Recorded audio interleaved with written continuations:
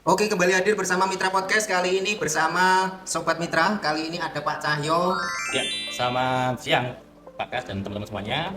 Salam kenal, saya dengan Dwi Cahyo Uno. Oke, kalau boleh tahu nih Pak, Pak Cahyo kan sudah menekuni sebagai konsultan properti nih. Kalau boleh tahu profesi sebelumnya itu sebagai apa Pak? Bisa sharing-sharing buat teman-teman, mungkin termotivasi, mungkin bisa berbagi pengalaman Pak. Ya, baik, terima kasih Pak Kas. Jadi sebelumnya saya sebagai HSE ya, atau profesinya adalah sebagai konsultan di safety untuk tol Cipali. Nah, saat ini saya sudah berkarya di rumah, fokus untuk konsultan, dan sisi lain saya juga ingin berkembang menekuni dunia baru ini Pak Kas di bidang properti. Oke, oke. Kenapa kok saya suka dengan dunia properti? Karena kalau saya lihat perkembangan properti akhir-akhir ini ya, terutama di Indonesia ini cukup menjanjikan dan Jangka terutama panjang ya Pak. betul. Jadi lebih banyak peluang ketika kita masuk ke dalamnya. Jadi apa yang menjadi apa biasanya bayangan kita dulu properti kok agak susah dan sebagainya, tapi dengan sekarang, apalagi kemarin ada kucuran dana ya dari Menteri Keuangan ini yang mau tidak mau meningkatkan properti, dan rasa kepercayaan masyarakat itu semakin bertumbuh karena suku bunga semakin turun saat ini Pak Kas. Alhamdulillah. Oke Pak, mungkin kan dari sejarah panjangnya Pak Cahyo ini kan cukup berpengalaman ya, karena dari profesi sebelumnya itu kan cukup bagus. Nah, kenapa alasannya sekarang itu bergabung bersama Mitra Bisnis Real Estate untuk memasarkan sebuah properti sebagai konsultan properti? Kenapa saya ingin bergabung di mitra bisnis? Tentunya banyak pengalaman, dan ya, yang ingin saya kembangkan adalah networking gitu, Pak. Networking, kemudian saya berkenalan dengan teman-teman baru, relasi baru, ya, kemudian koneksi baru. Tentunya itu yang membuat banyak peluang nextnya akan bisa lebih saya kembangkan gitu. Jadi di mitra bisnis tentunya teman-teman semuanya bisa banyak belajar ya, baik itu secara basic ya, jangan takut kalau misalnya Pak saya nggak bisa jualan nih, saya nggak bisa prospek dan sebagainya. Nah, tentunya saya melihat dari teman-teman mitra bisnis cukup banyak support dan cukup banyak membantu untuk teman-teman, terutama untuk agen baru ya. Agen baru ini bisa bergabung, jangan jangan takut dulu, tapi jangan minder Harus karena percaya diri. betul, karena di sini nanti teman-teman tidak sendirian. Yang saya rasakan adalah banyak teman-teman yang bisa merangkul dan bisa bekerja sama dengan baik dengan seluruh tim yang ada di sini. Begitu, Pak Kas. Oke Pak, kalau boleh tahu nih motivasinya menjadi konsultan properti itu apa Pak? Padahal profesi di luar itu cukup banyak, kenapa memilih sebagai konsultan properti?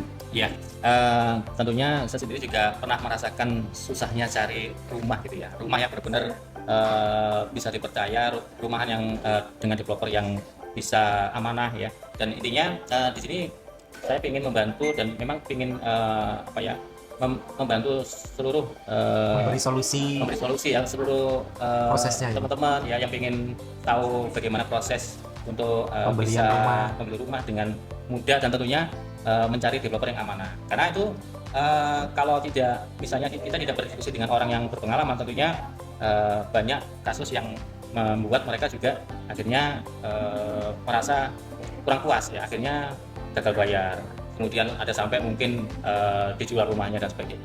Itu sih Pak. Jadi memang harapan saya juga di sini, saya ingin membantu adik semuanya, teman-teman semuanya ya, siapapun yang ingin punya rumah itu sebenarnya kalau sudah tahu triknya atau mungkin sudah tahu tipsnya, saya kira lebih gampang untuk mengembangkan dan bisa investasi rumah dengan mudah di era saat ini. Oke Pak. Ya.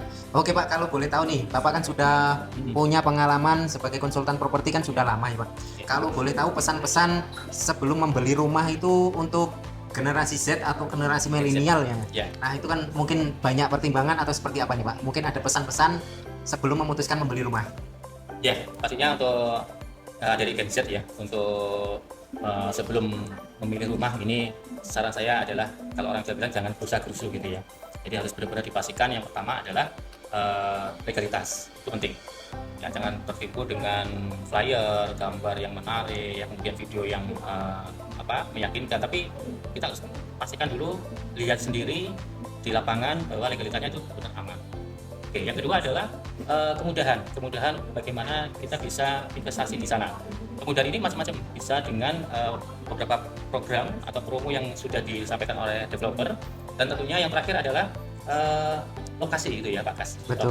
Lokasi ini sangat benar-benar harus diperhitungkan matang-matang, karena kita beli rumah ini tidak hanya untuk seminggu ya, sebulan atau jangka panjang pastinya. Jadi kalau untuk diwariskan juga ya Pak. Betul. Jadi kita harus benar-benar melihat kira-kira 5 tahun ke depan perkembangan di daerah ini seperti apa.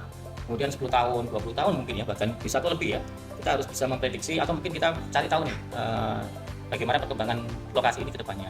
Karena apa? Harapannya dengan kita berinvestasi di lokasi tersebut, kita bisa kedepannya juga bisa mengembangkan usaha misalnya gitu Pak Kas. Jadi tidak stuck hanya untuk tempat tinggal, mungkin nanti bisa ada peluang-peluang lain ketika kita punya rumah di situ. Begitu Pak ya Pak Kas. Oke. Oh iya Pak, ini tadi sampai kelewat nih. Ini belum kenal lebih dekat. Kalau nggak kenal maka nggak sayang ya Pak. Kalau boleh tahu nih Pak, pengalaman Bapak kan sebagai konsultan properti kan cukup panjang. Mungkin pernah merasakan suka dukanya sebagai konsultan properti Pak. Boleh bercerita sedikit Pak? Ya, oke. Pada prinsipnya kalau menjadi konsultan ya di bidang properti ini, tentunya kita tidak gampang berpuas diri gitu ya. Jadi banyak ilmu, banyak mengembangkan, harus belajar terus Pak. Harus belajar terus dan tidak stuck, betul, harus update, harus tanya. Ininya mengeksplor diri dan kalau dukanya ya, kalau di PHP itu sering ya. Kalau di PHP itu sudah makanan ya, itu ininya betul, kita harus positive thinking ya, apapun itu, karena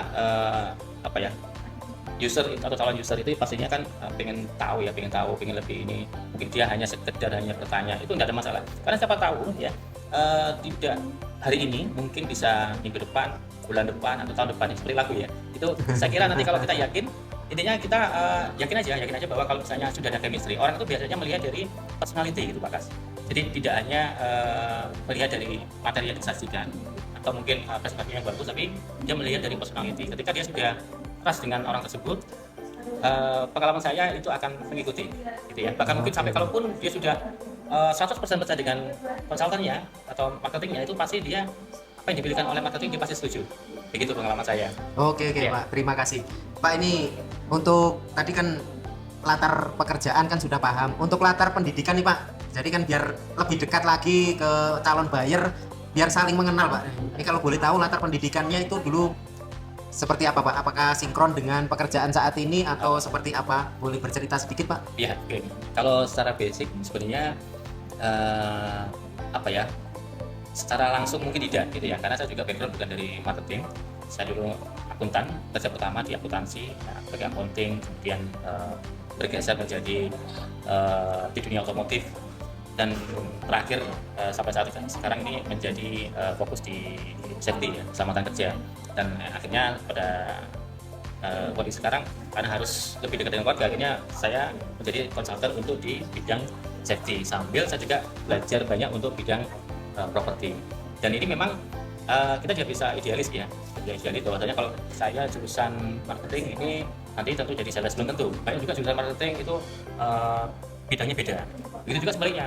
Jadi siapapun di sini kalau memang punya atau minimal ada impian ya yang belum terwujud, salah satunya adalah ayo kita bergabung di mitra bisnis. Terima kasih Pak. Jadi intinya itu dari segala profesi apapun, dari latar belakang apapun, kita itu jangan berfokus pada latar belakang, tetapi fokus untuk kesempatan yang ada. Jadi kesempatan pekerjaan apapun, semua itu pasti menjanjikan jika kita tekun dan kita selalu fokus untuk bisa sukses ya Pak. Betul. Oke, mungkin ada kata-kata nih Pak sebelum berakhir ini, mungkin sangat membantu buat motivasi teman-teman yang sebelum punya rumah ini, apa ini Pak? Oke, kata-kata yang pasti tentunya teman-teman jangan pernah meremehkan impian. Jadi kalau kita ingin bermimpi, ya bermimpilah setinggi langit. Harapannya ketika kita jatuh itu minimal di langit kesekian kita posisinya sudah sangat tinggi saat itu. Jadi teruslah mengejar impian dan jangan lelah untuk mencapai cita-cita yang ingin kita wujudkan, yaitu rumah di depan keluarga. Begitu. Oke, terima kasih. Sampai ketemu di podcast berikutnya. Salam dari Mitra Podcast. Bye-bye. Terima kasih.